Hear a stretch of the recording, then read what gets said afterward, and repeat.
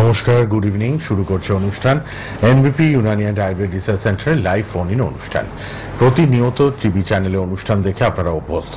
নানান শারীরিক রোগ ব্যাধি রয়েছে, সেই শারীরিক রোগ ব্যাধির একমাত্র আমি বলবো উপায় আয়ুর্বেদে থাকলে এনবিপিতে আছে, এবং বিভিন্ন সমস্যা বিভিন্ন রোগ নিয়ে আমরা আলোচনা করি লাইভে। যেহেতু আপনারা ফোন করতে পারবেন, ফোন নাম্বার খোলা, ফোনে চলে আসুন। যে প্রান্ত থেকেই দেখুন না কেন আমাদের প্রোগ্রাম, আপনারা লাইভ প্রোগ্রামে অংশগ্রহণ করতে পারবেন।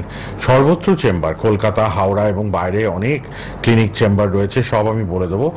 এত ডাক্তারবাবুরা রয়েছেন, সবাই ঘুরিয়ে ফিরিয়ে টিভি প্রোগ্রামেও পান আপনারা এবং চেম্বার ক্লিনিকেও পান। আমি সবার কথাই বলে দেবো, আর হেল্পলাইন নাম্বারটাও লিখে রাখবেন, পরে যোগাযোগ করতে পারবেন।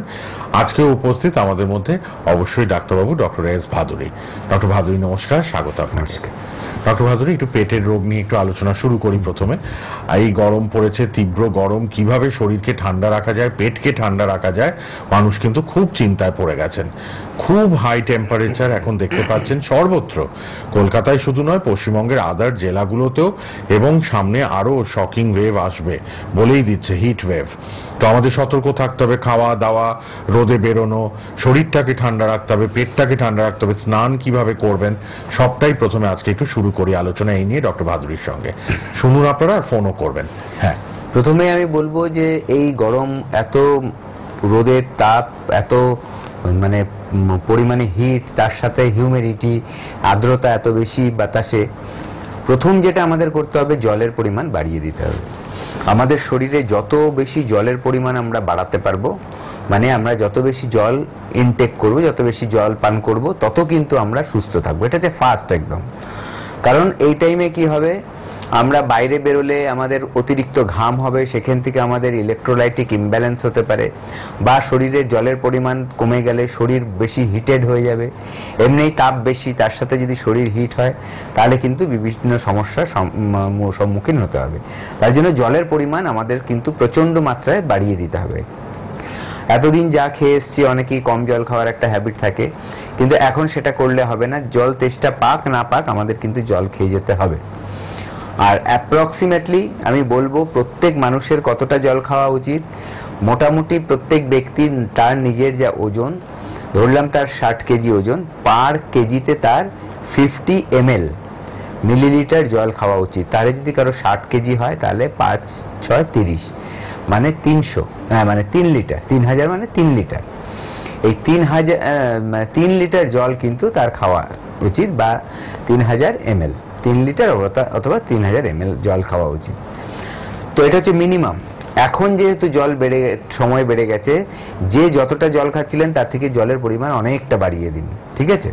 যারা মোটামুটি 3 লিটার খাচ্ছিলেন তারা তো ঠিক আছে, যারা কম খাচ্ছিলেন 1 লিটার, 1.5 লিটার, 2 লিটার, তারা কিন্তু 3-3.5 লিটার খাওয়াটা কিন্তু শুরু করে দিন এখন। এটা হচ্ছে ফার্স্ট। দ্বিতীয়ত, একটু নজর রাখুন যে আপনার যখন ঘাম হয়ে যাচ্ছে, সেখানে কি আপনি দুর্বল হয়ে যাচ্ছেন, জল খাওয়া সত্ত্বেও কি দুর্বল হচ্ছেন, তাহলে বুঝবেন যে আপনার ইলেকট্রোলাইটিক ইমব্যালেন্স হচ্ছে, মানে শরীরের মধ্যে থেকে যে মিনারেলস, সেগুলো কিন্তু ঘামের সাথে বেশি মাত্রায় বেরিয়ে যাচ্ছে। এখানে দুটো ব্যাপার হতে পারে। অনেকের যাদের দেখা যাচ্ছে সুগারের সমস্যা আছে, তাদের হট করে সুগার ফল হতে পারে। আবার ধরুন যাদের খুব বয়স, যাদের সোডিয়াম পটাশিয়ামের একটা ঘাটতি দেখা দেয় বয়সকালে, সেটা যদি আরো কমে যায় এই কারণে, তাহলে কিন্তু একটা মানে বাজে পজিশনে পড়ে যেতে পারেন। তো ওইগুলো খেয়াল রাখবেন। আর এমনি সাধারণ যারা প্রাপ্তবয়স্ক বা ছোটরা, সবার ক্ষেত্রেই দেখবেন যখনই ক্লান্ত হচ্ছে, তাকে কিন্তু নুন চিনির জল করে খাওয়ানো উচিত। এটা মাথায় রাখুন, তাহলে কি হচ্ছে, ইলেকট্রোলাইটটা ঠিক থাকবে।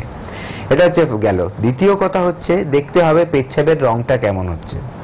পেচ্ছাবের রং যদি দেখা যাচ্ছে গাঢ় হলদেটে, বা ধরুন ডিপ কালার হচ্ছে হলদে, তাহলে কিন্তু মাথায় রাখতে হবে যে আপনার শরীর কিন্তু কষে যাচ্ছে, শরীরের কিন্তু আরো জলের প্রয়োজন। অনেকের এরকম কালার চেঞ্জ হবে, তার সাথে সাথে দেখবেন জ্বালাও করতে পারে, পেচ্ছাব করতে গেলে জ্বালা করছে, পেচ্ছাবটা যখন বেরোচ্ছে তখন জ্বালা করছে। বুঝতে হবে যে আপনার কিন্তু ডিহাইড্রেশন হচ্ছে, শরীরে যত প্রয়োজন জল, তার থেকে কম জল কিন্তু শরীরে বর্তমান। সেক্ষেত্রে কিন্তু আপনার সাথে সাথে জল খেয়ে নিতে হবে পরিমাণ মতো, অনেকটা যতটা পারা যায়, যাতে ওই ব্যাপারটা কেটে যায়। এবং নেক্সট যখন পেচ্ছাব করতে যাচ্ছেন, আবার দেখবেন ওটা ঠিক হয়েছে কিনা। এগুলো কিন্তু মাথায় রাখতেই হবে। সেকেন্ড আসি, জলের পাশাপাশি আমাদের যে খাদ্য খাবার তার মধ্যে প্রথম যেটা আমাদের এখন বেশি করে খাওয়া উচিত সেটা হচ্ছে রসালো ফল। রসালো ফল বলতে আমরা কি দেখি, এখন যেগুলো তরমুজ দেখতে পাচ্ছি, আনারস যখন আবার উঠবে সামনে আনারসের সেগুলো খেতে হবে, আমের সময় আম খেতে হবে। তাছাড়া ধরুন আরও কিছু ফল আছে যেগুলোর মধ্যে রসালো ফল এই সময় যেগুলো পাওয়া যাবে সেগুলো কিন্তু খেতে হবে।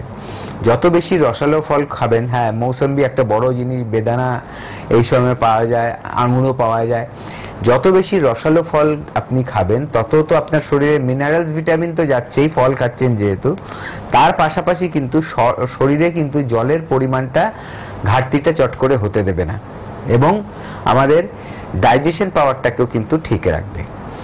তৃতীয়ত বলবো, এখন খাদ্য খাবারগুলো কেমন খাবেন, রান্না করা খাবারগুলো বা যে খাবারগুলো আমরা সারাদিনে খাই পেট ভরার জন্য বা স্বাস্থ্যের জন্য সেগুলো কেমন থাকবে। একেবারে রান্নার মধ্যে মাথায় রাখবেন খুব কম তেল, খুব কম মশলা দিয়ে রান্নাগুলো হতে হবে। বিশেষ করে দেখতে হবে যে আমাদের যে পেঁয়াজ রসুন আদা এইসব দিয়ে যখন আমাদের রান্নাগুলো হচ্ছে সেগুলো অতিরিক্ত মাত্রায় আমরা কি করি, রান্নার মধ্যে কষিয়ে নিই, মানে তেল একটু বেশি করে দিয়ে সেটাকে আমরা কষিয়ে নিই, মানে তাকে বেশি করে ভেজে ফেলি। ভেজে ফেললে তার খেতে হয়তো বেশি স্বাদ মনে হয় আমাদের, কিন্তু এগুলো করলে এখন চলবে না। আর তেল একেবারেই কম দিতে হবে, হালকা ঝোল, যেটা আমরা হালকা ঝোল বলি সেই ধরনের খাবারগুলো। হ্যাঁ আপনি মশলা দিন, সবচেয়ে ভালো হয় মশলা, যে কোনো সময়ের কথাই বলছি, মশলা হচ্ছে গোটা মশলা এনে সেটা বাড়িতে গ্রাইন্ড করে নেওয়া, সবচেয়ে পিওর ফর্মে, তাহলে আপনি কিন্তু পেয়ে যাবেন।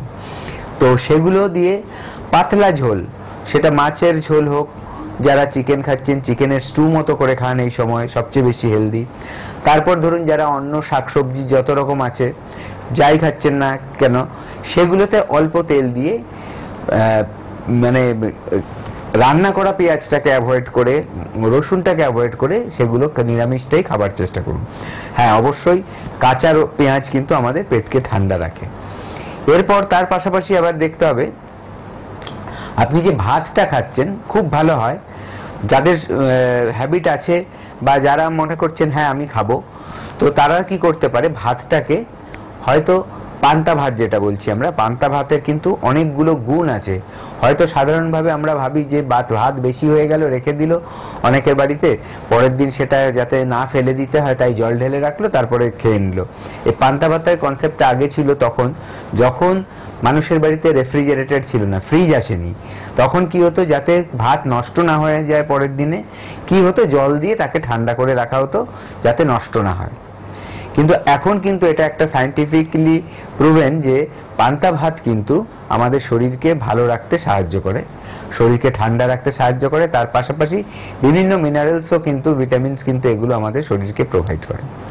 আবার ধরুন যাদের পান্তা ভাত খাওয়ার ইচ্ছে নেই বা হ্যাবিট নেই, তারা আরেকটা কাজ করতে পারেন। কি করতে হবে, তারা গরম ভাতটাকে নিয়ে তার মধ্যে জল ঢেলে দেবেন। জল ঢেলে দিলে কি হবে, আর ভাতের যে একটা টেম্পারেচার, ধরুন আমাদের হ্যাবিট আছে না ভাতটা নামিয়ে খেয়ে ফেলা, গরম ভাত সেটা ঠিক আছে, কিন্তু অতিরিক্ত গরম ভাতটা না খেয়ে এই সময় সেই গরম ভাতে জলটা ঢেলে জলটা তারপরে বের করে দিয়ে দেখবেন গরমটা বেরিয়ে যাবে ভাতের থেকে, তারপরে সেই ভাতটা ফ্রেশ ঝরঝরা ভাতটা খান, সেটাও কিন্তু এই সময় খেলে বেটার।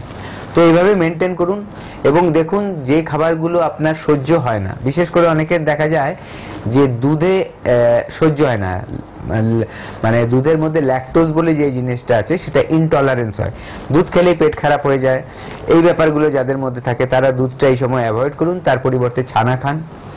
যাদের মধ্যে দেখা যাচ্ছে যে রুটি মানে আটার জিনিসে অসুবিধে হচ্ছে, গ্লুটেন থাকে আটায়, আটা বা আটা দিয়ে তৈরি করা জিনিসের মধ্যে গ্লুটেন থাকে, গ্লুটেন একটা প্রোটিন, সেটা অনেকের হজম হতে চায় না ঠিক মতো। তো যাদের এই দেখছেন আটা রুটি খেলেই পেটের গন্ডগোল হচ্ছে, তারা রুটিটা অ্যাভয়েড করে অন্য কিছু খান, যদি ভাত সম্ভব হয় তাহলে ভাত খান। ভাত হচ্ছে সবচেয়ে ইজিলি ডাইজেস্টেবল। হ্যাঁ অবশ্যই যাদের সুগার আছে তারা ভাতটা বেশি না খাবেন না, কারণ কমপ্লেক্স স্টার্চ তাদের জন্য খাওয়া উচিত, বিশেষ করে যেমন হচ্ছে ওটস, ব্রাউন রাইস, এইসব জিনিসগুলো তাদের জন্য বেশি ভালো। আর ভাত খেলেও তাহলে পরিমাণ একদম কম খাবেন, যাতে সুগার স্পাইক না হয়, মানে আপনার যাতে সুগারটা চট করে বেড়ে না যায়, এগুলো মাথায় রেখে। যারা ডায়াবেটিক পেশেন্ট তারাও একটু মাথায় রাখবেন। কে আছেন বলুন। হ্যালো। হ্যালো, হ্যাঁ বলুন। হাওড়া থেকে কথা বলছি, রুচিতা। হ্যাঁ বলুন। তো আমার সমস্যাটা হলো যখনই গ্রীষ্মকালে রোদের দিকটা মানে দুপুরবেলার দিকটা একটু বেরোনো হয়, ফিরে এসে প্রচন্ড যন্ত্রণা করতে থাকে, মাথা ব্যথা করতে থাকে, তাই তো? এই চোখের ওই আইল্যাশের উপরের সাইডটা খুব প্রচন্ড যন্ত্রণা করতে থাকে। আচ্ছা আচ্ছা আচ্ছা, আপনার কি ঠান্ডা লেগে যাওয়ার একটা ধাত আছে? না, খুব না, তবে হ্যাঁ ফ্যারিনজাইটিসের একটু সমস্যা আছে, মাঝে মাঝে টনসিলটা ডিস্টার্ব করে, কিন্তু সেইভাবে অ্যালার্জিক সমস্যাটা নেই। না মানে ধরুন শীতকালে যখন ঠান্ডা লাগলো তখন মাথা ব্যথা সেই ব্যাপারগুলো থাকে কি? হ্যাঁ হ্যাঁ হ্যাঁ, শীতকালে যখন ঠান্ডাটা লাগে সাইনোসাইটিস ব্যাপারটা একটু আছে। এক্স্যাক্টলি, ঠিক ঠিক, আপনি শুনতে থাকুন, আমি বলছি।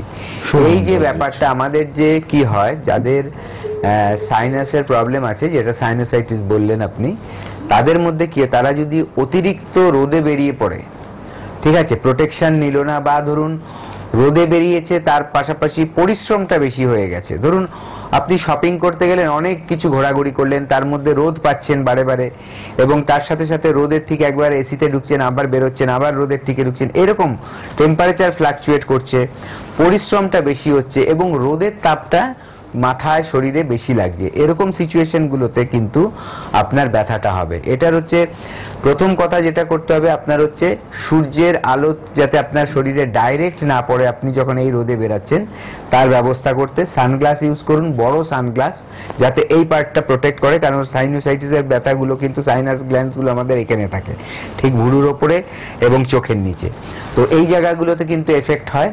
তো ওগুলোকে প্রোটেক্ট করুন, সূর্যের আলোটাকে ডাইরেক্ট যাতে শরীরে না লাগে তার জন্য আপনি ছাতা ব্যবহার করবেন। ছাতা জেনারেলি মানুষে অনেক রকম কালারফুল ছাতা ব্যবহার করে, সবচেয়ে বেস্ট হচ্ছে আপনার যে ব্ল্যাক কালার। ব্ল্যাক কালার হলে কি আপনার হিটটাকে ভেতরে কিন্তু রেডিয়েট হতে দেবে না, ঠিক আছে, আর এবং উল্টোটাই হয়, খুব আরামদায়ক। হ্যাঁ, গরমকালে ডাক্তার দেখুন কালো ছাতা যারা ইউজ করি খুব আরাম পাওয়া যায়, আর এটা এই জন্যই যে কারণ ওটা রিফ্লেক্ট করে দেয়, রোদটাকে ঢুকতে দেয় না। উল্টোটাই হয় সাদা কালারের যদি আপনি ছাতা ব্যবহার করেন, কারণ একটা জিনিস খুব মাইনরলি ভেবে দেখবেন, আমাদের খুব সাইন্টিফিক জিনিসগুলো মাথায় যদি রাখেন, চায়ের কাপের কালার কিন্তু সবসময় লাইট কালার হয়, আজকাল ভ্যারাইটিস হচ্ছে, কিন্তু জেনারেলি ছিল ওটা হোয়াইট কালার, কারণ ওটা কিন্তু গরম ভাবটাকে ধরে রাখতে সাহায্য করে, তার জন্যই ওটার কালার হোয়াইট করা হয়েছিল। তো এইভাবে করবেন। হ্যাঁ, পোশাক পরবেন হালকা রঙের। এখানে পোশাকের ব্যাপারটা যখন আসি, সেখানে কিন্তু সাদা পরলে অসুবিধে নেই, সেখানে কালো না, কারণ ওটা ডাইরেক্ট স্কিন কন্ট্যাক্টে থাকছে। তো এইভাবে মাথায় যদি রেখে চলা যায়, তাহলে দেখবেন আপনার এই প্রবলেমটা থেকে ওভারকাম করতে পারবেন।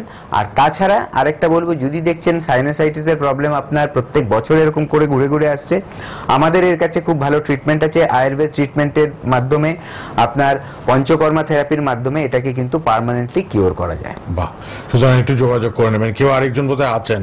হ্যালো। হ্যাঁ বলুন। হ্যাঁ বলুন বলুন। বলছি আমার সিজন চেঞ্জ হলে খুব আমার হাত পা গুলো চুল করে। আচ্ছা। মানে এই হাতের এই আঙুল ঠাঙুল গুলো এইগুলো আর পায়ে পা গুলো বিশেষ করে খুব চুল করে আর বিজি বিজি বিজি বিজি বেরোয়।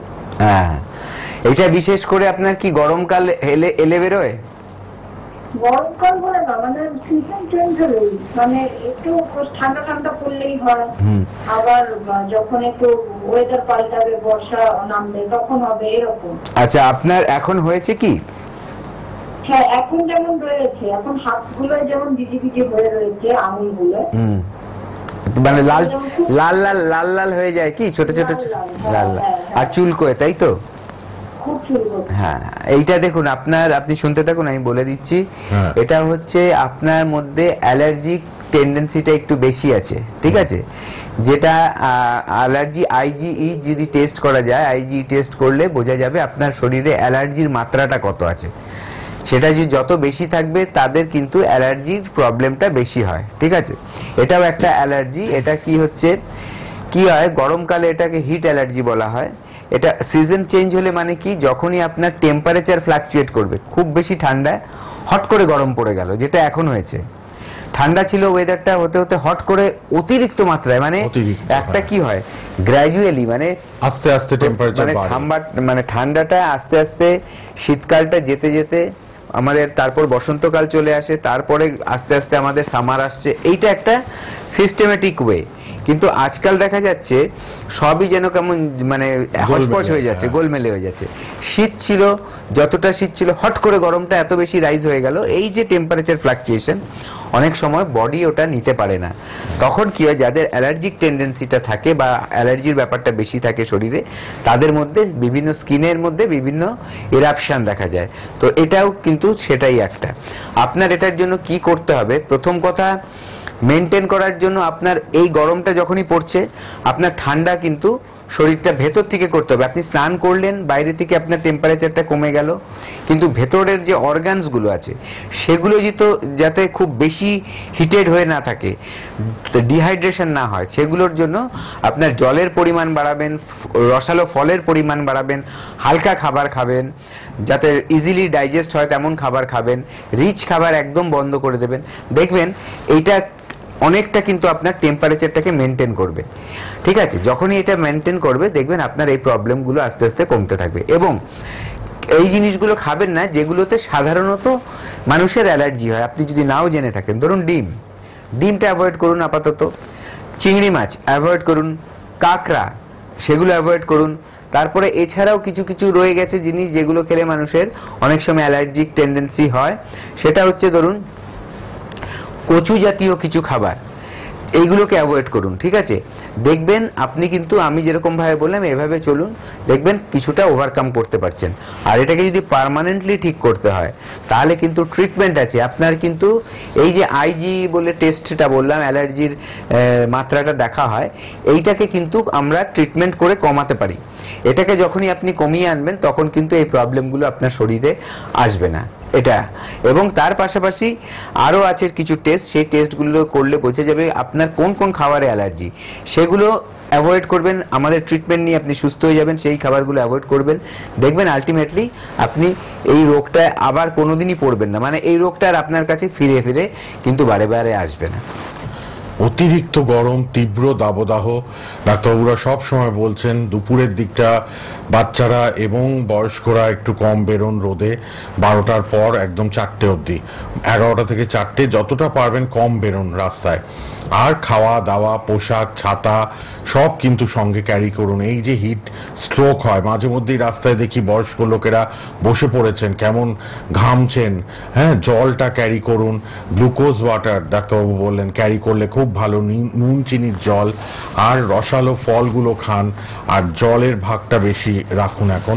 আর ডায়েট একদম হালকা পাতলা, কোনো তেল মশলা রিচ নয়। বয়স্করা, বাচ্চারা এবং মিডল এজেডরাও অবশ্যই খেয়াল রাখুন নিজের। অনেক রকম ইনফরমেশন পাই, অনেক কিছু আমাদের সজাগ করেন ডাক্তারবাবুরা সব সময় এনবিপির পক্ষ থেকে।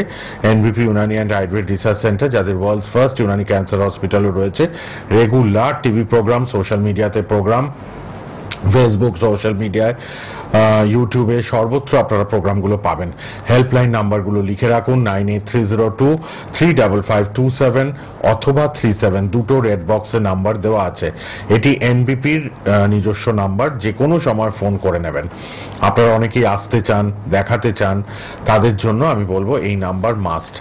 আর অবশ্যই কলকাতায় আমাদের চেম্বার ল্যান্সডাউনে আছে, হাতিবাগানে আছে, খিদিরপুরে আছে, আমতলা আছে, আমতলা, আর আমতলা হচ্ছে সাউথ 24 পরগনা, সব আসেন আমতলায়, ডায়মন্ড হারবার ওই সাইডের সব মানুষরা, বেহালা, ঠাকুরপুকুর, জোকা, তারপরে আমতলা। আর মধ্যমগ্রাম বারাসাত লাইনে জানেন, মধ্যমগ্রামে কিন্তু সবাই আসছেন, হেড অফিস আমাদের রেগুলার চেম্বার। হাওড়ার মানুষদের জন্য বলি, হাওড়ায় শিবপুরে চেম্বার, বেলুড়ে চেম্বার, হাওড়া দাসনগর, বাল্টিকুড়ি বাজারে চেম্বার আছে। এবার আমি একটু বাইরের চেম্বারগুলো বলে দিই আপনাদের, কখন কোন ডাক্তারবাবু কোন চেম্বারে থাকছেন, একটু মাইনুটলি কিন্তু সবাই নোট করে নিন, আমি বলে দিচ্ছি, আপনারা নোট করুন। হেরিয়াতে ডক্টর এ হালদার থাকবেন, রিসেন্ট চেম্বার, হ্যাঁ, আগামী 2-3 সপ্তাহের মধ্যে এই চেম্বারগুলো রয়েছে বাইরে, কলকাতা হাওড়ার বাইরে। হেরিয়াতে ডক্টর এ হালদার থাকবেন, মেছেদায় ডক্টর এন ভট্টাচার্য থাকবেন। আচ্ছা, আবার আরামবাগে কিন্তু থাকছেন, আরামবাগে ডক্টর এ হালদার।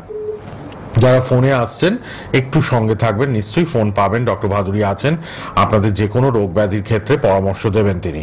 আমি চেম্বারগুলো সেই ফাঁকে বলে দিই, আরামবাগে ডক্টর এ হালদারকে পাবেন, শিলিগুড়িতে পাবেন ডক্টর বি শর্মাকে, আচ্ছা খড়গপুরে পাবেন ডক্টর এন ভট্টাচার্যকে, খড়গপুরে, এছাড়া বাঁকুড়ায় ডক্টর এ হালদারকে পাবেন, আলিপুর দুয়ারে ডক্টর বি শর্মা থাকছেন, ওপেনিং আছে আমাদের 27 তারিখ এ মাসে, আলিপুর দুয়ার ডক্টর বি শর্মা, আমাদের CMD chief medical director doctor B Sharma opening এ থাকছেন আলিপুর দুয়ারে।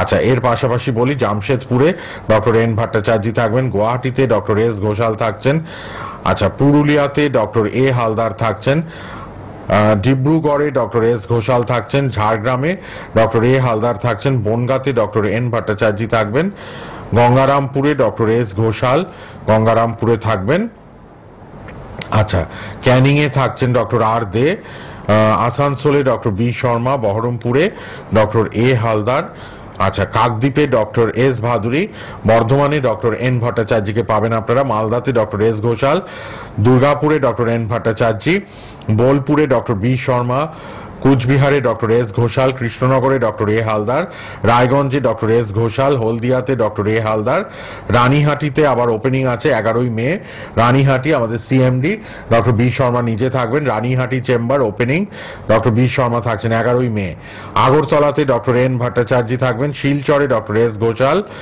আর আবার দিল্লির চেম্বার আছে 12ই মে দিল্লিতে ডক্টর বি শর্মা আমাদের এনবিপি সিএমডি তিনি থাকছেন, কিন্তু দিল্লিতে ডক্টর বি শর্মা 12ই মে আবার চেম্বারে থাকবেন। এই গেল আমাদের চেম্বারগুলি। আপনারা কিন্তু বাইরেরটাও বললাম, হাওড়া কলকাতা সর্বত্র আমি বলে দিয়েছি, আপনারা মাইনুটলি নোট করে নিয়েছেন আশা করি। হেল্পলাইন নাম্বারে ফোন করবেন, কথা বলবেন। আমরা গরম নিয়ে, এই যে তীব্র দাবদাহ, এত হাই টেম্পারেচার, কিভাবে থাকবেন, কি করণীয়, আজকে ডক্টর ভাদুরীর কাছ থেকে আমরা নিয়মিত যেরকম জানি আজকেও জানছি। এবার আমরা একটু পেশেন্টদের ইন্টারভিউ পার্টে চলে যাই, পেশেন্টরা কে কি বলছেন শুনে নিই, আবার আমরা লাইভে ফিরবো। আপনারা সঙ্গে আছেন, ফোনও নেব, আপনারা ফোন লাইন আমাদের খোলা পাবেন, আর হেল্পলাইন নাম্বারটা কিন্তু এনবিপি লিখে রাখুন সবাই। যে কোনো রোগ ব্যাধির ক্ষেত্রে আমাদের এনবিপি আছে আপনাদের পাশে। পঞ্চকর্মা ট্রিটমেন্ট হয়, চুলের স্পেশাল ট্রিটমেন্ট, স্কিনের স্পেশাল ট্রিটমেন্ট, মানে চুল এবং ত্বক, হ্যাঁ হেয়ার এবং স্কিনের স্পেশাল, আমাদের লা এলিগেন্সের পক্ষ থেকে এনবিপির একটি উইং আমি বলি লা এলিগেন্সের স্পেশাল ট্রিটমেন্ট কিন্তু হচ্ছে এনবিপিতে, চুল এবং স্কিন।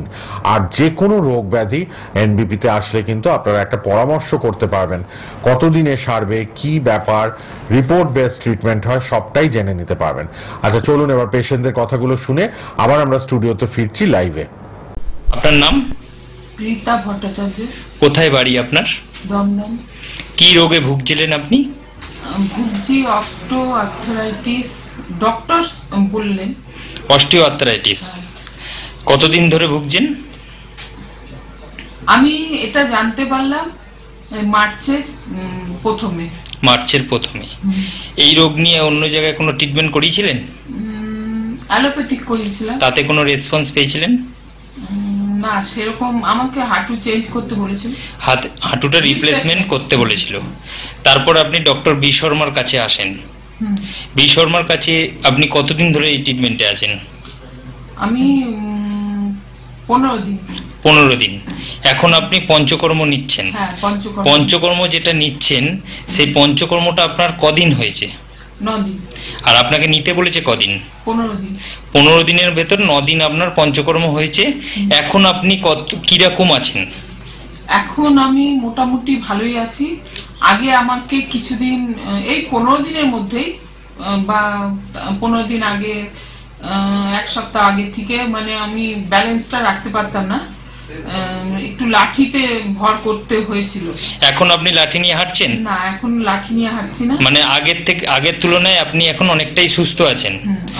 এনবিপি ইউনানিয়ান আয়ুর্বেদা রিসার্চ সেন্টারে ডক্টর বি শর্মার ট্রিটমেন্টে এখন আগের থেকে আপনি অনেকটাই সুস্থ, তাই তো? হ্যাঁ। আপনার নাম? ভাস্কর ঘোষ। কোথায় বাড়ি আপনার? খড়িবাড়ি। কি রোগে ভুগছেন আপনি? অস্টিওআর্থ্রাইটিস। এই অস্টিওআর্থ্রাইটিস রোগটাতে আপনি কতদিন ভুগছেন? কম বেশি 1 বছর। 1 বছরে কোনো জায়গায় ট্রিটমেন্ট করিয়েছিলেন? অ্যালোপ্যাথিক চিকিৎসা করেছিলাম। তাতে আপনার সুস্থতা বোধ করেছিলেন আপনি? না, আরো ব্যথা যন্ত্রণা আতঙ্ক সৃষ্টি ছিল। ডক্টর বি শর্মা ট্রিটমেন্টে আপনি কতদিন আছেন? 15 দিন। 15 দিন মেডিসিন খাচ্ছেন। হ্যাঁ। এই মেডিসিন খেয়ে আপনি কেমন আছেন? অনেকটা সুস্থ বোধ। 15 দিনের মেডিসিনে আপনি অনেকটা সুস্থ বোধ করছেন। কত শতাংশ সুস্থ আছেন? 100-র মধ্যে 70%। 70-75% আপনি ভালো আছেন। আগে হাঁটা চলা বা দাঁড়াতে পারতেন? না না, দাঁড়ানোই ব্যাপার ছিল না। এখন ডক্টর বি শর্মার ট্রিটমেন্টে আপনি 15 দিনে দাঁড়াতেও পাচ্ছেন, হাঁটতেও পাচ্ছেন, হাঁটতেও পারছি। তাই তো? এনবিপি ইউনানিয়ান আয়ুর্বেদা রিসার্চ সেন্টারের ট্রিটমেন্টে আপনি কতটা খুশি এবং ভালো আছেন? আমি অনেকটা খুশি, খুবই ভালো আছি। খুব ভালো আছেন। আপনার নাম? জিয়া বিবি। কোথায় বাড়ি আপনার? বারাসাত। কি রোগে ভুগছিলেন আপনি? সাইটিকা বাতের জন্য। মানে রিউমাটার আর্থ্রাইটিস। এই রিউমাটার আর্থ্রাইটিস রোগটাতে আপনি কতদিন ধরে ভুগছেন? 9 বছর। 9 বছর। 9 বছরে অন্য কোথাও ট্রিটমেন্ট করিয়েছিলেন এই রোগটা নিয়ে? অ্যালোপ্যাথি দেখিয়েছি অনেক। অ্যালোপ্যাথিক যে ট্রিটমেন্ট করলেন তাতে কোনো সুরাহা পেয়েছিলেন?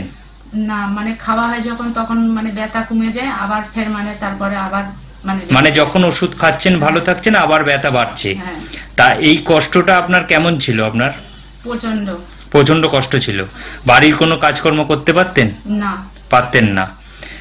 ডক্টর বি শর্মার ট্রিটমেন্টে আপনি কতদিন আছেন? এই 3 মাস। 3 মাস আপনি ডক্টর বি শর্মার ট্রিটমেন্টে আছেন এবং ওষুধ খাচ্ছেন। এই ওষুধ খাওয়াতে আজকে আপনার যে রিপোর্টটা এসছে সেই রিপোর্টটা হলো, আগে আপনি যখন ডক্টর বি শর্মার ট্রিটমেন্টে এলেন তখন আপনার অ্যান্টি-সিসিপি ছিল 500, এখন আপনার অ্যান্টি-সিসিপি কত এসছে? 3.44। 3.44। আর যখন আপনি এসছিলেন আরএফ ফ্যাক্টর ছিল আপনার 87.86, এখন আপনার কত এসছে? 60.8। 16.8। আর একটা রোগ ছিল আপনার সুগার।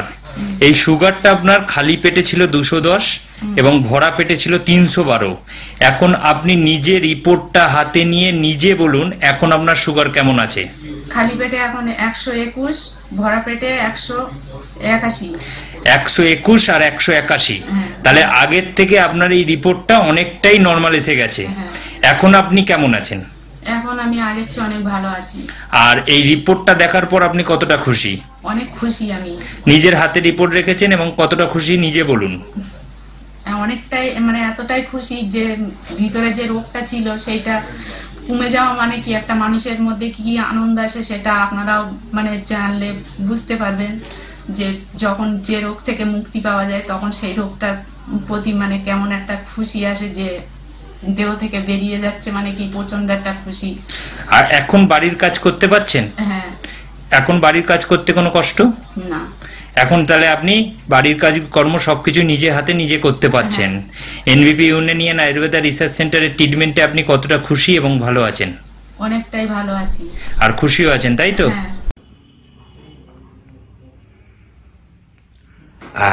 স্যার আপনার নাম কি? আমার নাম প্রবীর কুমার হালদার। আচ্ছা, আপনি কোথা থেকে এসেছেন? আমি এসেছি দক্ষিণ 24 পরগনায়, কৈপুকুর, বড় কৈপুকুর গ্রাম। আচ্ছা, আরো ভালো করে একটু বলি, দক্ষিণ লক্ষ্মীকান্তপুর স্টেশন, ওখান থেকে বড় কৈপুকুরের গ্রাম। আচ্ছা আচ্ছা, আপনি যখন এনবিপি তে এসেছিলেন কি সমস্যা নিয়ে এসেছিলেন? আমি এসেছিলাম মূলত সুগারের জন্য। সুগারের জন্য? আপনার সুগার কতদিন ধরে ছিল? সুগার আমার প্রায় 6 বছর মতো ছিল। 6 বছর ধরে আপনি সুগারের রোগে ভুগছিলেন। আপনি কি কোনো ওষুধ খাচ্ছিলেন তখন? হ্যাঁ, অ্যালোপ্যাথি ওষুধ খাচ্ছিলাম।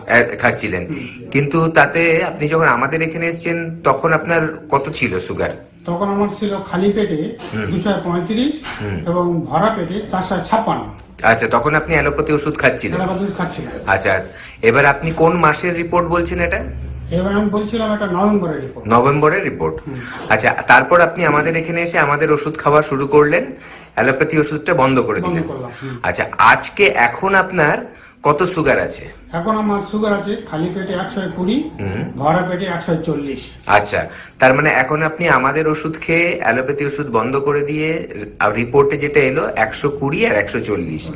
আচ্ছা, এখন আপনি শারীরিকভাবে কেমন সুস্থতা ফিল করছেন? নিশ্চয়ই এখন শারীরিকভাবে আমি সম্পূর্ণ সুস্থতা ভোগ করছি। আচ্ছা, অনেক ধন্যবাদ। এবার আপনি একটু বলুন যে আপনার যে এই উপকারটা হয়েছে, দর্শক যারা আপনাকে দেখছে টিভিতে, তাদের জন্য কি সংবাদ দেবেন?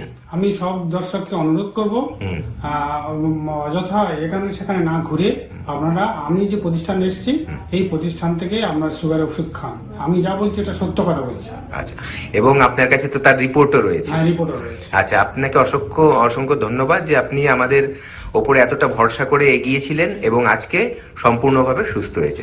ধন্যবাদ। ম্যাডাম, আপনার নাম কি? রশিদা বিবি। আচ্ছা, আপনি কোথা থেকে এসেছেন? আমি ডানকুনি মোল্লারের। আচ্ছা, আপনি এই এনবিপি তে এসেছিলেন, কি সমস্যা নিয়ে এসেছেন? সোরিয়াসিস। সোরিয়াসিস। আপনি সোরিয়াসিসে কত বছর ধরে ভুগছেন? 30 বছর। 30 বছর। আগে অনেক ডাক্তার দেখিয়েছেন? হ্যাঁ। তাতে কিছু ফল পেয়েছেন? কমে যেত, 2-4 মাস পরে আবার বেরোতো।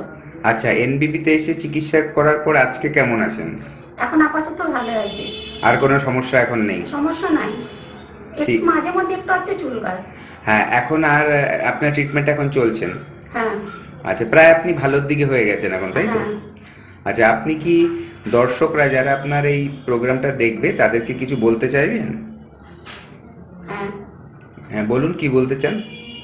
বলতে চাই মানে আমি অনেক দিন থেকে এই চিকিৎসা করছি, মানে কোনো দিকেই কোনো উপকার পাইনি, কিন্তু এই যে 4 থেকে 5 মাস এখানে যে ট্রিটমেন্টটা করছি এইখানকার ওষুধ খেয়ে আমি এখন একটু ভালোই আছি। মানে আপাতত আমার এখন কোনো সমস্যা নাই। আমার মতো এইরকম যেরকম আরও কোনো যদি পেশেন্ট থাকেন তারা আপাতত এখানে এসে দেখা করবেন, ডাক্তারের সঙ্গে কথা বলবেন।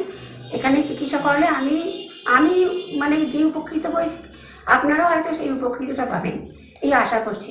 ঠিক আছে, ধন্যবাদ ম্যাডাম আপনাকে আমাদের দর্শকদের এই মেসেজটা দেওয়ার জন্য। ভালো থাকুন। ম্যাডাম, আপনার নাম কি? শ্যামলী হালদার। আপনি কোথা থেকে এসেছেন? ডায়মন্ড হারবার থেকে। আচ্ছা, আপনি কি সমস্যা নিয়ে এনবিপি তে এসেছিলেন? আমার পায়ের ব্যথা নিয়ে আমি এনবিপি তে এসেছিলাম। হাঁটুর ব্যথা নিয়ে? হাঁটুর ব্যথা। ডাক্তারবাবু দেখে কি বলেছিলেন? ডাক্তারবাবু দেখে বলেছিলেন যে কতদিন সারবে বা কতদিন হবে। আচ্ছা, আপনার অস্টিও আর্থারাইটিস হয়েছে?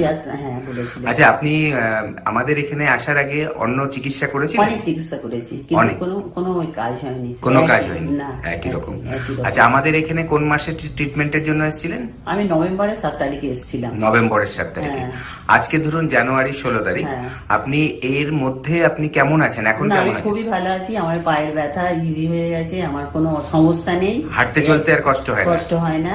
এমনকি আমার রিলেটিভদেরও বলেছি, তারা ভেলোর যাবে বলেছিল, যে আগে ডাক্তারবাবুকে দেখাও, তারপরে তোমরা অন্য জায়গায় দেখাবে। হ্যাঁ, এবং তারাও এখন সম্ভবত এসেছে। মানে আপনার এতটা এখানে আত্মবিশ্বাস জন্মেছে যে আপনার নিজের রিলেটিভদেরও এখানে পাঠাচ্ছেন এখন।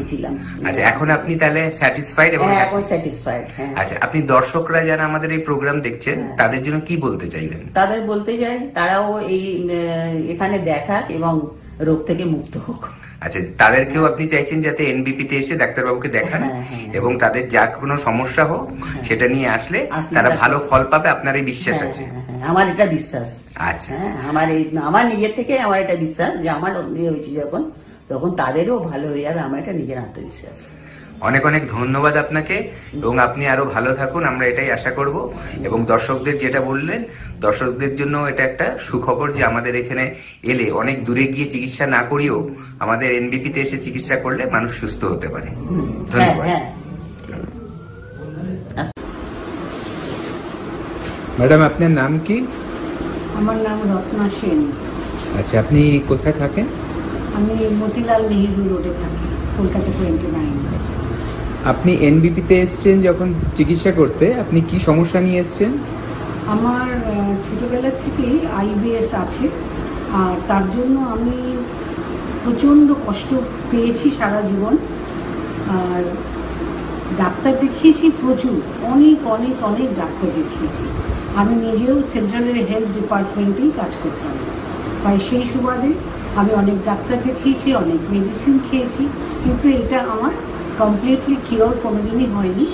কিন্তু আমি এখানে 2 মাস 2.5 মাস বোধহয় হলো ডক্টর শর্মাকে দেখাচ্ছি।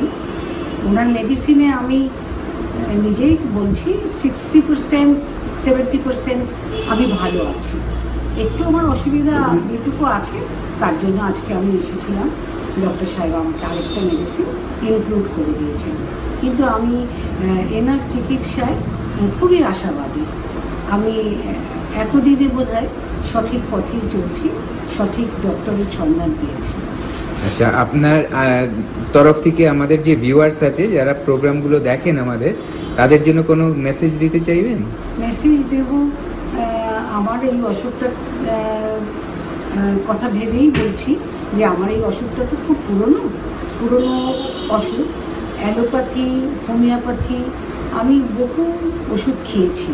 তারপরে যখন আমি নো হোপ হয়ে গেছি এবং এখানে এসে আমি বাঁচবার চেষ্টা করছি বলতে পারেন, তাই আপনাদেরও বলছি, আপনাদের যদি কোনো সমস্যা থাকে আপনারা এখানে এসে নিশ্চয়ই যোগাযোগ করতে পারেন, আর আশা করি আপনারাও আমার মতন উপকৃত হবেন। ধন্যবাদ ম্যাডাম আমাদেরকে আপনার এই কথাগুলো জানানোর জন্য। ধন্যবাদ। নমস্কার। ফিরে এলাম আবার স্টুডিওতে। অবশ্যই এনবিপি লাইভ চলছে, এনবিপি ইউনানি অ্যান্ড আইভের রিসার্চ সেন্টারের প্রোগ্রাম লাইভ আপনারা দেখছেন সোনার বাংলা টিভি চ্যানেলে, এবং পাশাপাশি সব ফেসবুকে, ইউটিউবে, সোশ্যাল মিডিয়া আপনারা দেখে অভ্যস্ত। আর ওয়ার্ল্ডস ফার্স্ট ইউনানি ক্যান্সার হসপিটালও তাদের রয়েছে। এনবিপি মানি একটি সুনাম, এমন একটি প্রতিষ্ঠান যেখানে সুস্থতার চাবিকাঠি লুকিয়ে আছে। সব রকম রোগ ব্যাধি নিয়ে ট্রিটমেন্ট হয়, রিপোর্ট বেসড ট্রিটমেন্ট হয়। আজকে আমরা এই যে গরম, হিট ওয়েভ, লু বইছে রাস্তাঘাটে এবং হিউমিডিটি, প্রচণ্ড গরম কলকাতায় এবং পাশাপাশি অন্যান্য জেলাগুলোও কিন্তু জ্বলছে। এত দাবদাহ, সূর্যের প্রখর তাপ আমাদের একদম শেষ করে দিচ্ছে। খুব অ্যালার্ট করছেন সর্বস্তর থেকে, গভর্নমেন্ট থেকে, এনজিও থেকে বিভিন্ন প্রচার চলছে যে একটু সাবধানে থাকুন, এবং ডক্টররা তো বলছেনই, সোশ্যাল মিডিয়া, টিভির পর্দায় আমাদের এনবিপি ডক্টররা তো আরও অ্যালার্ট করছেন। আজকে পুরো প্রোগ্রামটাই ফার্স্ট হাফে আমরা কি খাবো না খাবো, কিরম পোশাক পরবো, ছাতা মাস্ট, জল কতটা খেতে হবে সব জানছিলাম। এবার একটু এই র্যাশেস, স্কিনে অ্যালার্জি খুব বেরোচ্ছে গরমে, নানা রকম স্কিনের রোগও কিন্তু দেখা যায়। ডক্টর ভাদুরী যখন আছেন এই বিষয়ে একটু জানবো কি কি ধরনের স্কিন অ্যালার্জি বা স্কিনের র্যাশেস, সানবার্ন হচ্ছে, সান ট্যান্ড হচ্ছে, নানা রকম চুলকুনি, ইচিং লেগেই আছে। তো এগুলো নিয়ে আলোচনা করব। কিছুটা সময় আছি আরো লাইভে, আপনারা ফোন করতে চাইলে সরাসরি আমাদের সাথে কথা বলবেন। ডক্টর ভাদুরী আছেন। হ্যাঁ ডক্টর ভাদুরী, একটু স্কিন অ্যালার্জি গুলো নিয়ে একটু বলে দিন। দেখুন, অ্যালার্জির যে ব্যাপারটা আমরা দুরকম ভাবে দেখি। একটা হচ্ছে ধরুন যে নিঃশ্বাসের কষ্ট হওয়া বা ধরুন ব্রিদিং প্রবলেম যেটা বলি সেসব হয়। আবার একটা হয় যে স্কিনের ওপরে তার এফেক্ট। স্কিনের ওপরে এফেক্টগুলো দেখা যায় অনেক সময় ছোট লাল লাল দানা দানা হচ্ছে, সেগুলো চুলকোচ্ছে, এরকমও দেখা যায়। আবার দেখা যায় অনেক সময় ফোসকা পড়ে যাওয়ার মতো বড় বড় চাকা হচ্ছে এই অ্যালার্জি থেকে, এগুলোও দেখা যায়। তো দুটো ক্ষেত্রেই এটা হচ্ছে কারণ যে আমাদের শরীরে অ্যালার্জির যে মাত্রাটা সেটা বেশি আছে, এবং এটা কিন্তু একটা শরীরের ডিফেন্সিভ মেকানিজম এই অ্যালার্জিটা। কিন্তু এটা কি হয়, মানে কেন হয়ে যায় এই মানে রিয়াকশনগুলো কেন হয়, মানে বডি চেষ্টা করে নিজেকে প্রোটেক্ট করতে গিয়ে বেশি মানে যেগুলো ভালো জিনিস সেগুলোকেও সে খারাপ ভাবা শুরু করে, এবং তখনই এই সিমটমগুলো কিন্তু আমরা দেখতে পাই। চুলকোতে পারে, সেখানে লাল লাল হয়ে যেতে পারে, আবার অনেক সময় দেখা যাচ্ছে সেগুলো চুলকে দিলে কেটে যাচ্ছে, কেটে গিয়ে রক্তও বেরিয়ে যাচ্ছে, এরকমও দেখা যায়। এবং এই সময় দেখুন অনেক সময় ফাঙ্গাল ইনফেকশনও কিন্তু আমরা দেখতে পারি। দাঁত যেগুলো বলছি, দাঁতের মতো সমস্যাও কিন্তু আমরা দেখতে পারি মানুষের হচ্ছে বিভিন্ন জায়গায় শরীরের। তো পরিষ্কার পরিচ্ছন্ন থাকা কিন্তু দরকার। আর আপনি একটা প্রথমে বলছিলেন যে স্নানের ব্যাপারটা। দেখুন, আমি একটাই কথা বলবো যে এখন কিন্তু গরমকালে সবারই চেষ্টা করা উচিত যে দুবেলা স্নান করা। দুটো ব্যাপার হয় তাতে, যে আমাদের ঘাম বা বাইরে যে সেগুলো থেকে আমরা নিজেদের শরীরটাকে পরিষ্কার রাখতে পারি, এবং তার পাশাপাশি কি স্নান কিন্তু আমাদের শরীরের টেম্পারেচার মেনটেন করে। দেখবেন আমরা যখন আমাদের জ্বর হয় তখনও কিন্তু আমরা কেন বলি যে স্নান করতে হবে, জলপট্টি দিতে হবে, কারণ এই জল কিন্তু আমাদের টেম্পারেচারটাকে নামাতে সাহায্য করে, একটা নর্মাল টেম্পারেচারে বডিকে রাখতে পারে জল। তার জন্যই জলের কিন্তু কোনো বিকল্প নেই, আর জল কিন্তু কোনো সময় ক্ষতিকারক না, সঠিকভাবে তাকে কিন্তু ব্যবহার করতে জানতে হবে। তো তার জন্য দিনের বেলা একবার আপনি স্নান করলেন, এবার বাইরে থেকে বেরিয়ে এসে মানে কাজকর্ম সেরে এসে যে যার কাজ নিয়ে যখন বাইরে যাচ্ছেন, তখন বিভিন্ন কিন্তু ধুলোবালি থাকলে আমাদের গায়ে লেগে থাকছে, ঘাম হচ্ছে বলে আরো বেশি, এবং সেখান থেকে দেখবেন এক একটা জায়গায় সেখান থেকে ওই ফাঙ্গাল ইনফেকশনের কথা বললাম, দাঁত, সেগুলো কিন্তু হতেই পারে। কারণ দাঁত কিন্তু সবসময় চেষ্টা করে যে ও একটা যেখানে জল মানে জল জমে থাকা জায়গাগুলো মানে ড্যাম্প জায়গায় কিন্তু সে বাসা বাঁধে। তো যখন আপনি এসে আবার পরের বার স্নান করে নিচ্ছেন, ওই জার্মগুলো কিন্তু শরীর থেকে আপনি সাবান দিয়ে স্নান করে ভালো করে সরিয়ে দিচ্ছেন, ফ্রেশও হচ্ছেন, বডি কিন্তু আবার তরতাজা হয়ে ওঠে যখন আমরা আবার স্নান করতে পারি। ঠিক আছে, ক্লান্তি দূর হয়ে যায়, একদম সুদিং একটা আরামদায়ক একটা পরিবেশ তৈরি হয়। তার পাশাপাশি আবার কি হচ্ছে, আমাদের বডিটার টেম্পারেচারটা কিন্তু মেনটেন করছে। তার জন্য দুবার করে স্নান করার চেষ্টা করবেন।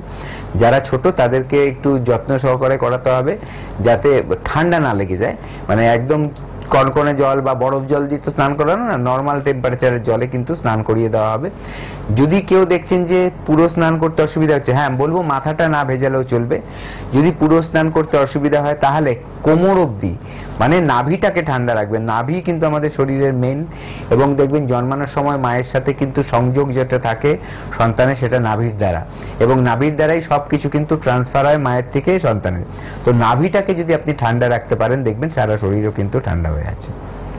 ওই জন্য অনেকে দেখবেন নাভির মধ্যে একটু জল দেয়, পেট ব্যথা ট্যাথা করলে একটু তেল জল দিচ্ছে নাভিটাকে ঠান্ডা রাখার জন্য। আর একটা কথা, নাভিটা কিন্তু আমাদের খোলা জায়গা, খোলা থাকে জিনিসটা, ওটা ভাঁজ হয়ে থাকে, ওটাকে কিন্তু কোনো সময় নিজে ওই বাচ্চারা অনেক সময় কি করে খোঁচাখুচি করে, এইসব করতে দেবেন না, বা নিজেরাও ময়লা পড়েছে ভেবে নিজেরা ওইভাবে পরিষ্কার করতে যাবেন না। নাভি পরিষ্কার করা সবচেয়ে ভালো হচ্ছে, সহজ উপায় হচ্ছে ছোটদের জন্য একটু কিছু সাবান বা ওইরকম কিছু নিয়ে ওই জায়গাটা একটু লাগিয়ে রাখুন, বা একটু তেল লাগিয়ে রাখুন, তারপরে একটা শুকনো গামছা দিয়ে সেটাকে মুছে ফেলুন আলতোভাবে, বা তুলো দিয়ে আলতোভাবে। ওটাকে ইরিটেট করতে নেই বা খুঁটে খুঁটে কিছু নোংরা বার করার চেষ্টা করতে নেই, তাহলে কিন্তু আপনার নাভিতে প্রবলেম হতে পারে, শরীরের মানে রোগ ব্যাধি আসতে পারে। তো এগুলো মাথায় রাখবেন, এইভাবে কিন্তু চলাফেরা করা উচিত। তো যাই হোক, এইভাবে নাভিটা ঠান্ডা রাখতে পারলে দেখবেন আপনার সারা শরীর কিন্তু ঠান্ডা হচ্ছে। ডক্টর ভাদুরী, হাজা হয় অনেকের, হ্যাঁ, তো এই গরমেও দেখি অনেকে বলেন আঙুলের ফাঁকে ফাঁকে হাজা, ফাঙ্গাল ইনফেকশন। ওটা বেশিরভাগ হবে যদি আপনি জল প্রচন্ড মাত্রায় ঘাটতে থাকেন, যাদের জলের মধ্যে প্রচন্ড মাত্রায় কাজ, ধরুন কেউ অনেকেই আছে আমাদেরকে এখানে আসে যারা হয়তো দেখা যাচ্ছে যে চাষের জমিতে কাজ করছে, এবং সেখানে কাজ করতে গিয়ে ওনাদের কি হয়, জলের মধ্যে অনেকক্ষণ ধরে থাকতে হচ্ছে, এবং সেখানে কিন্তু কি হচ্ছে, জলটা জমে জমে জমে ওই মাংসটাকে নষ্ট করে দেয়, স্কিনটাকে নষ্ট করে দেয়। এখন ওটা কিন্তু হাজা হয়। দেখবেন হাজা হওয়ার মেন জায়গায় হচ্ছে একটাই, যে আঙুলের ফাঁক, পায়ের আঙুলের ফাঁক অথবা হাতের আঙুলের ফাঁক, এই জায়গাগুলোতেই কিন্তু হাজা হয়। তো এগুলোকে অ্যাভয়েড করতে গেলে ভালো করে পরিষ্কার পরিচ্ছন্ন রাখতে হবে পা, যাতে জল জমে না থাকে, নোংরা জমে না থাকে, এবং রাত্রে শোয়ার সময় সবচেয়ে ভালো একটু তেল বা ময়েশ্চারাইজার কিছু লাগিয়ে শুতে। তাহলে কি হবে, পরের দিন ডাইরেক্ট জলগুলো কিন্তু আপনার পায়ে লাগবে না, একটু তেল লাগানো থাকলে ওটা কিন্তু উঠে যাবে, তাহলে হাজা হওয়ার চান্সেসটা কম থাকবে। আর যাদের অলরেডি হয়ে আছে এই হাজা বলুন, দাঁত বলুন, তাদের জন্য ট্রিটমেন্ট রয়েছে আমাদের এনবিপিতে, খুব ভালো ট্রিটমেন্ট, যেগুলো করলে ওই ইনফেকশনগুলোকে কিন্তু দূর করা যাবে এবং আপনি সুস্থ হয়ে উঠবেন। বাহ, আচ্ছা ডক্টর ভাদুরী, আরেকটা প্রবলেম আছে, আমি একটু বলে দিই। কলকাতায় আপনারা চেম্বার কিন্তু ল্যান্সডাউন, খিদিরপুর, হাতিবাগান, আমতলা এবং মধ্যমগ্রামে পাচ্ছেন, হাওড়া শিবপুরে, হাওড়া বেলুর আর হাওড়া দাসনগর, বাল্টিকুড়ি বাজারে চেম্বার। হেল্পলাইন নাম্বারগুলো লিখে নিন। হ্যাঁ, যে প্রবলেমটা বলবো এবার সেটা হচ্ছে দাঁত। অনেকেরই দেখবেন রিং ওয়ার্ম, হ্যাঁ, এই গরমে চুলকোয়, যেগুলো থাইতে হয়, অনেক সময় দেখা যায় ঘাড়ে হয়, ভীষণ ইচিং প্রবলেম। তো এইগুলোর কি নিরাময় আছে? এগুলো দেখুন হবে ওই যেটাই বললাম, ফাঙ্গাল ইনফেকশন সবসময় সে জায়গায় হবে যেখানে ড্যাম্প পাবে, মানে ভেজা স্যাঁতস্যাঁতে জায়গা। এবার তাহলে কেন গরমকালে স্যাঁতস্যাঁতে কোথায়, রোদ তো থাকে, কিন্তু রোদের সাথে সাথে দেখবেন ঘাম হচ্ছে। এইগুলো ঘামগুলো যেখানে জমে থাকবে, ধরুন বিশেষ করে আপনার যে আন্ডারওয়্যার পরছেন, সেই শর্টস বা আন্ডারওয়্যারের যেই আমাদের যে পায়ের যে ভাঁজটা, সেই ভাঁজে অনেক সময় কি হয়, ঘাম হলে ওখানে জলটা জমে থাকে। ঠিক আছে, অনেকেই আছে দেখবেন সকালবেলা একটা আন্ডারওয়্যার পরেছে, বাড়িতে আসলেন আবার চেঞ্জ না করে ওটা পরেই আবার বিকেলে বেরিয়ে গেলেন, এটা একদম করা উচিত না। পরের বেলা যদি আবার বেরোতে হয় তাহলে ভিজে থাকছে, তো ভিজে থাকছে, ঠিক আছে, ওটা কিন্তু চেঞ্জ করে নেওয়া উচিত। এবার যদি কারো এরকম ব্যবস্থা থাকে যে রাত বা মানে রাস্তায় বেরোনোর পরেও কোথাও গিয়ে চেঞ্জ করতে পারছে, অনেকে অফিসে গিয়ে তাহলেও কিন্তু করাটা আরো সায়েন্টিফিক, তাহলে আরো বেশি ভালো থাকবে সে। এবং বাড়িতে এসে সেই জায়গাটাকে কিন্তু ভালো করে সাবান দিয়ে কিন্তু ক্লিন করতে হবে, যাতে জায়গাটার কোনো জার্ম থাকলে সেটাও চলে যায়, এবং ড্রাই করতে হবে। অনেকের হ্যাবিট আছে স্নান করার পর গা হাত পা ভালো করে মোছে না, খুব খারাপ হ্যাবিট এটা। কারণ হচ্ছে সে ভাবছে কি আমার স্নান করছি ঠান্ডা লাগবে আরাম পাবো, একেবারেই না, তাদের কিন্তু এগুলো হওয়ার চান্সেস বেশি থাকে। আর যাদের দেখবেন একটু ভারী চেহারা, তাদের কিন্তু এই জায়গাগুলোকে এমনি ফোল্ড হয়ে থাকে, হ্যাঁ, বগলের আর্মপিটে, তারপরে ধরুন পেটের ভাঁজে অনেকের ধরুন খুব ভারী ভুঁড়িটা খুব ভারী হয়ে গেছে, পেটের নিচের খাঁজ একটা তৈরি হয়ে যায়, সেই খাঁজের ওখানেও কিন্তু এগুলো খুব সাংঘাতিক হলে কিন্তু খুব মানে বিপজ্জনক হয়, মানুষ মানে ছটপট করে ঘুমোতে পারে না এমন হবে, মানে লঙ্কা বাটার মতো জ্বালা করে মানে এই সেগুলো হলে। তো এগুলোর থেকে সচেতন থাকতে হবে। আর এর ট্রিটমেন্ট আছে, এগুলোকে পুষে রাখবেন না, শুধু পাউডার দিয়ে আপনি অ্যান্টিফাঙ্গাল পাউডার দিয়ে রেখে দিলে ওটা কিন্তু সেই মুহূর্তের জন্য আপনি একটু রিলিফ পেলেন, কিন্তু এটা সারলো না কিন্তু। এবং এটা কিন্তু ছোঁয়াছুঁয়ে, আপনার এক জায়গা থেকে ওই কষ্টটা যদি আরেক জায়গায় লাগে সেখানে হবে। আপনার টাওয়েল বা গামছা যদি ইউজ করেন, সেটা যদি আরেকজন কেউ ইউজ করে তার হওয়ার চান্সেস থাকবে। আপনি বালিশে আপনার ঘাড়ে হয়েছে, সেই বালিশটা যদি আপনি ইউজ করেন তাহলে কিন্তু আপনার হতে পারে অন্য আরেকজন যদি ইউজ করে। এই জন্যই মাথায় রাখবেন, যখন কোনো সময় কোথাও বেড়াতে যাচ্ছেন, ট্যুরে যাচ্ছেন, সেখানে যে আপনি হোটেলে থাকছেন সেটা পরিষ্কার পরিচ্ছন্ন হোটেল নেবেন, ভালো পরিষ্কার পরিচ্ছন্ন হোটেল নেবেন। এবং ওই যে বালিশের ওয়্যারগুলো আপনার সামনে বলবেন চেঞ্জ করে দিতে, এটা হচ্ছে তাহলে বুদ্ধিমানের কাজ। হ্যাঁ, অনেকের যদি আপনার আগে যে এসছে তার যদি থেকে থাকে তাহলে আপনার থাকার চান্সেস থাকবে। ভালো স্ট্যান্ডার্ড হোটেলে কিন্তু এগুলো সব পরিষ্কার করে দেয়, আপনি দেখলেও বুঝতে পারবেন। অনেক সময় ট্রেনে, এক্সপিরিয়েন্স থেকে বলছি, ট্রেনে যে ট্রাভেল করার সময় দেখবেন অনেক সময় কিন্তু বালিশের ওয়ারে চুল পাওয়া যায়, তার মানে ওটা আগে কেউ ইউজ করেছে বা কুচকে মুচকে আছে, একদম সাথে সাথে কমপ্লেন করবেন যাতে ওগুলো চেঞ্জ করে দেয়। এগুলো কিন্তু এর জন্য কিন্তু গভর্নমেন্ট মানে রেলওয়ে কোম্পানি কিন্তু পে করছে, কিন্তু যারা ওগুলো নিয়ে ডিল করছে, যারা ওগুলো ধোয়ার ব্যাপারটা দেখছে, তারাই ওখানে ম্যানিপুলেশন করে। এবং দেখবেন ট্রেনের মধ্যে নাম্বার দেয়া থাকে, কমপ্লেন ওই নাম্বারে করলে ডাইরেক্ট রেল কোম্পানি কিন্তু স্টেপ নিয়ে নেয় ওদের এগেনস্টে। এগুলো মাথায় রাখবেন। আপনি হচ্ছে বোর্ড করছেন, আপনি টাকা পে করছেন, গভর্নমেন্ট আপনার জন্য তাদেরকে ভেন্ডারদেরকে টাকা দিচ্ছে, গভর্নমেন্ট তো এখানে গাফিলতি করছে না, রেলওয়ে কোম্পানি গাফিলতি করছে না, কিন্তু যারা ভেন্ডার তাদের মধ্যে এই গাফিলতি গুলো থাকে, তারা এইসব করে। তো অনেক সময় দেখা যায়, একদম অনেক সময় এসি কোচে যারা যাচ্ছেন চাদরগুলো দেখবেন কুচকে থাকে, নোংরা, টু টায়ারের কথাই বলছি, ফার্স্ট ক্লাসের বলছি, এরকম হয়ে যায়, ঠিক আছে? এগুলো লোক খেয়াল করে না, এগুলো খেয়াল করবেন, যে চাদরটা দিচ্ছে পরিষ্কার কিনা সেগুলো সাথে সাথে কমপ্লেন করবেন একদম। এগুলো অ্যাওয়ারনেস গুলো দরকার, কারণ এগুলো থেকেও কিন্তু স্প্রেড করে। আমি কেন বলছি, তারপরে যে কম্বলটা ইউজ করছেন রাতে, চেষ্টা করবেন তার আগে যে ওই ওটা যাতে আপনার ডিরেক্ট মুখে না লাগে, নিচে আগে চাদর দিয়ে তার উপরে কম্বলটা দেবেন এবং সামনের পার্টটাকে ঢেকে দেবেন। তার দুটো লাভ, একটা হচ্ছে যাদের অ্যালার্জিক টেন্ডেন্সি আছে ধুলোবালিতে, তাদের ওটা থেকে অ্যালার্জি হবে না, নাহলে কিন্তু ডাস্ট অ্যালার্জি হয়, কারণ ওটার থেকে যে ডাস্টগুলো বেরোয় রাত্রে শোয়ার সময় নড়াচড়া করলে, সেটা আপনার নাকে গেলে কিন্তু প্রবলেম হতে পারে। এইভাবে পরিষ্কার রাখতে হবে, এইভাবে চলতে হবে। আর যাদের অলরেডি হয়ে গেছে তারা এসে আমাদের এখানে ট্রিটমেন্ট নিন, অল্প দিনেই দেখবেন সুস্থ হয়ে গেছে। দেখুন, স্কিন অ্যালার্জি কিন্তু মারাত্মক, স্কিন ইনফেকশন কিন্তু মারাত্মক। আমি আবার বাইরের চেম্বারগুলো আরেকবার বলে দিই আপনাদের, আপনারা কোথায় কোথায় পাচ্ছেন অবশ্যই কিন্তু নোট করে রাখুন। কলকাতা এবং পাশাপাশি আমি তো বলে দিলাম কলকাতার আশেপাশে যেখানে যেখানে আমাদের হাওড়া আর কলকাতার চেম্বারগুলো রেগুলার হচ্ছে সেইগুলো আমি বলে দিয়েছি। এবার বাইরের চেম্বারগুলো কোন কোন ডাক্তারবাবু কোন চেম্বারে থাকছেন রিসেন্ট এই 2-3 সপ্তাহের মধ্যে আপনারা পাচ্ছেন। ডক্টর হালদার, ডক্টর এ হালদারকে হেরিয়ায়, মেচেদাতে ডক্টর এন ভট্টাচার্য, আরামবাগে ডক্টর এ হালদার, শিলিগুড়িতে ডক্টর বি শর্মা, আচ্ছা খড়গপুরে ডক্টর এন ভট্টাচার্য, বাঁকুড়াতে ডক্টর এ হালদার, আলিপুরদুয়ারে নিউ ওপেনিং হচ্ছে আমাদের চেম্বারে, আলিপুরদুয়ারে আমাদের CMD doctor B Sharma, chief medical director of NBP Unani and Ayurveda research centre, তিনি আলিপুরদুয়ারে নিউ ওপেনিং হচ্ছে 27শে এপ্রিল, সেখানে থাকছেন। জামশেদপুরে ডক্টর এন ভট্টাচার্য, গুয়াহাটিতে ডক্টর এস ঘোষাল, পুরুলিয়াতে ডক্টর এ হালদার, ডিব্রুগড়ে ডক্টর এস ঘোষাল, ঝাড়গ্রামে ডক্টর এ হালদার, বনগাঁতে ডক্টর এন ভট্টাচার্য, গঙ্গারামপুরে ডক্টর এস ঘোষালকে পাবেন আপনারা, ক্যানিংয়ে ডক্টর আর দে থাকবেন ক্যানিংয়ে, আসানসোলে ডক্টর বি শর্মা, বহরমপুরে ডক্টর এ হালদার, কাকদ্বীপে ডক্টর এস ভাদুরী, বর্ধমানে ডক্টর এন ভট্টাচার্য, মালদায় ডক্টর এস ঘোষাল, দুর্গাপুরে ডক্টর এন ভট্টাচার্য, বোলপুরে ডক্টর বি শর্মা, কুচবিহারে ডক্টর এস ঘোষাল, কৃষ্ণনগরে আবার ডক্টর এ হালদারকে পাবেন। অনেকে কৃষ্ণনগরটা জানতে চাইছিলেন। 4th মে কৃষ্ণনগর আবার চেম্বার আছে, ডক্টর এ হালদার থাকবেন। আর 4th মে কুচবিহারেও চেম্বার আছে, ডক্টর এস ঘোষাল থাকবেন। 4th মে বোলপুরেও চেম্বার আছে, ডক্টর বি শর্মা থাকবেন। রায়গঞ্জে আপনারা পাবেন ডক্টর এস ঘোষালকে, হলদিয়াতে ডক্টর এ হালদারকে, রানীহাটি আমাদের নিউ ওপেনিং 11ই মে রানীহাটি নিউ ওপেনিং আছে আমাদের NBP chamber, doctor B Sharma CMD আমাদের থাকবেন। আচ্ছা, আগরতলায় ডক্টর এন ভট্টাচার্য, শিলচরে ডক্টর এস ঘোষাল, আর দিল্লিতে আবার 12ই মে ডক্টর বি শর্মা নিজে থাকবেন দিল্লি চেম্বারে। দিল্লিতে আপনারা পাচ্ছেন ডক্টর বি শর্মাকে 12ই মে। ফোন করুন, হেল্পলাইন নাম্বার তো খোলা আছে। আরো 7-8 মিনিট আছে, আর একটু আমরা আলোচনা করি।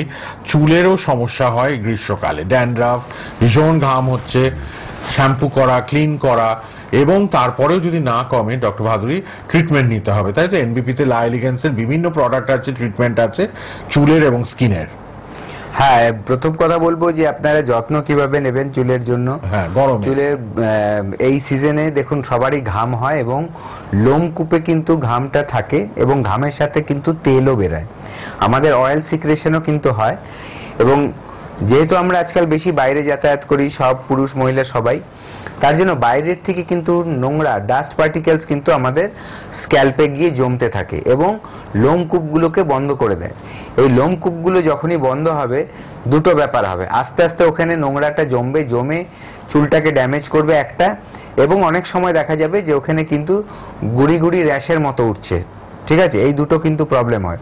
যদি নোংরাটা জমে লোমকূপগুলোকে বন্ধ করে দিয়ে এই চুলটাকে নষ্ট করে দেয়, তাহলে কি হবে, ওখান থেকে চুলগুলো পড়তে থাকবে বেশি করে, চুলের গোড়াও কিন্তু অনেক সময় নষ্ট হয়ে যেতে পারে। আরেকটা যেটা হয়, এই টাইমে কি হয়, যদি কারোর ড্যান্ড্রাফ থেকে থাকে, সেই ড্যান্ড্রাফটা স্টিকি ড্যান্ড্রাফ হয়। ধরুন শীতকালে আমরা দেখি ফ্লেক্স গুলো ঘুরে বেড়ায়, মানে মাথা ঝাড়া দিলে আমাদের ড্যান্ড্রাফ গুলো পড়তে থাকে, কিন্তু এই গরমকালে দেখা যায় যে স্টিকি ড্যান্ড্রাফ, মানে নখ দিয়ে খুঁতলে মাথায় দেখবেন আপনার না হাতের মধ্যে ড্যান্ড্রাফ লেগে থাকছে। ঠিক আছে, তার মধ্যে তেলও কিন্তু থাকবে, মানে চিপলে ওটা দেখতে পাবেন তেল বেরোচ্ছে। তার মানে আপনার যে মাথার তেলটা, মানে স্ক্যাল্পে যে তেলটা জমে থাকছে, সেটাই কিন্তু ওটার সাথে মিশে গিয়ে আটকে থাকছে। এটা কিন্তু চুলকে দারুণভাবে ড্যামেজ করে, খুব ক্ষতি করে। তো এটার জন্য কি করতে হবে, আপনার মিনিমাম 3 দিন কিন্তু সপ্তাহে শ্যাম্পু করা উচিত। এবার 3 দিন শ্যাম্পু করবেন, আপনি তো এত কেমিক্যাল লাগাবেন, আপনার মনে হবে এত বা কেমিক্যাল ইউজ করলে আমার চুলটা নষ্ট হবে, অবশ্যই তাই।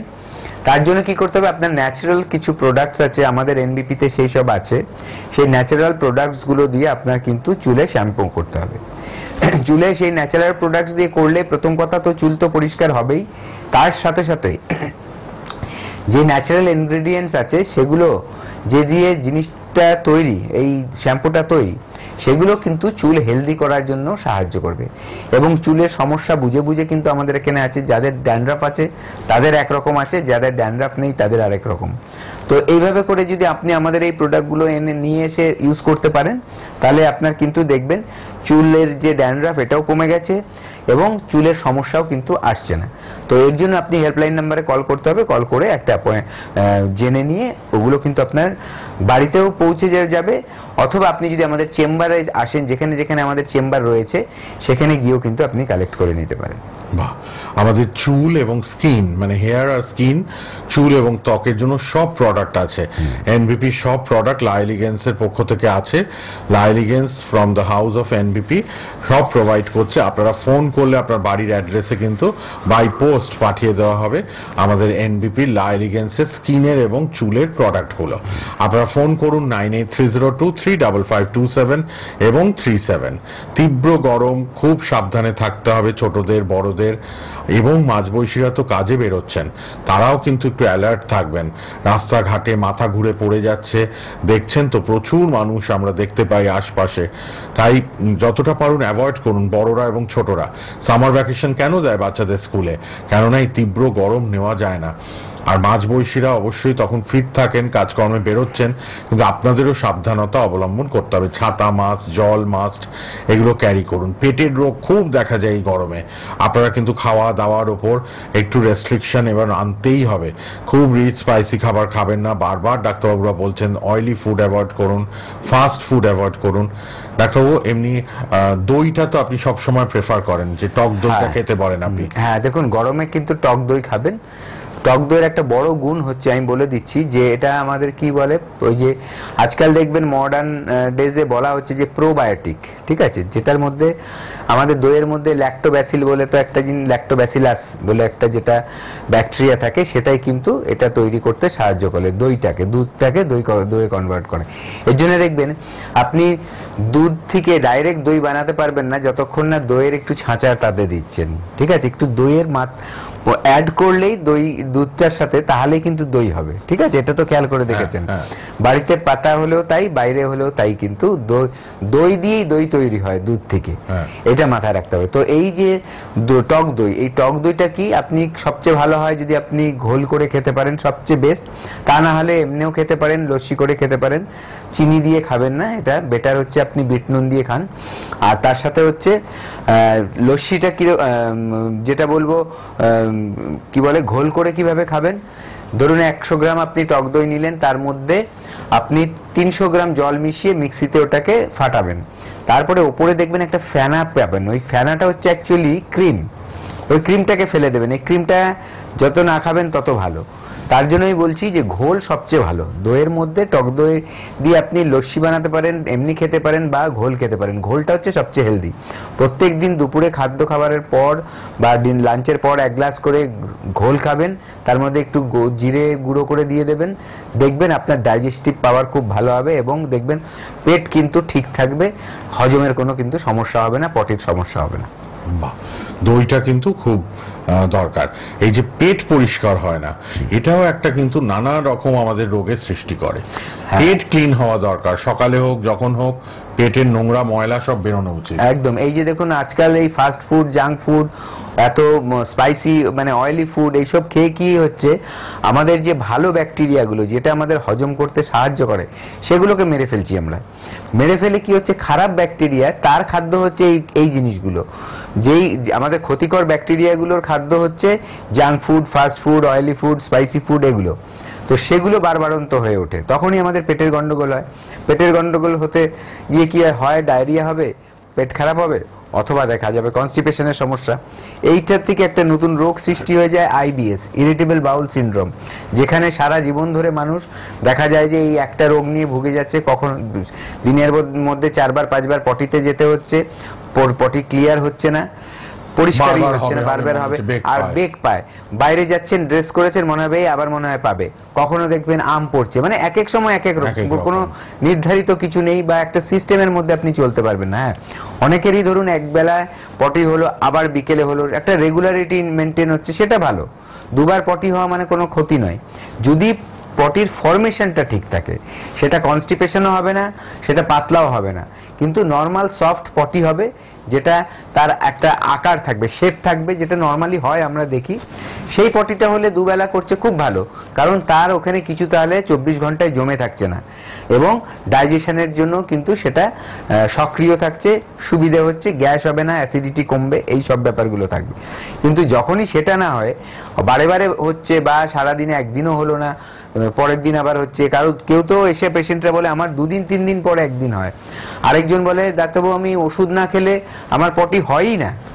তো এগুলো রোগ, এগুলো সমস্যা, এই সমস্যাগুলোকে ঠিক করতে হবে। এই সমস্যাগুলো ঠিক করতে হলে আপনার কিন্তু আসা উচিত আমাদের কাছে এনবিপিতে আসুন, আয়ুর্বেদ মতে প্রপার আয়ুর্বেদ ট্রিটমেন্ট করে কিন্তু আপনার এই সমস্যাগুলোর সমাধান করা যাবে।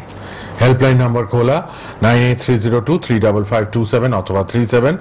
আমাদের এনবিপির সাহায্য নিন, আপনারা এনবিপির সাহায্যে সুস্থ হয়ে যান, এটাই আমরা চাই।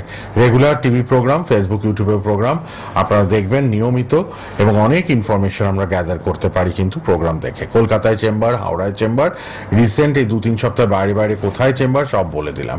হেল্পলাইনে ফোন করুন। সময় একদম শেষ, এবার বিদায় নেওয়ার পালা। আবার দেখা হবে পরবর্তী অনুষ্ঠানে। সবাইকে ধন্যবাদ সঙ্গে থাকার জন্য। ডক্টর ভাদুরীকেও ধন্যবাদ। শেষ করলাম। ভালো থাকুন, সুস্থ থাকুন।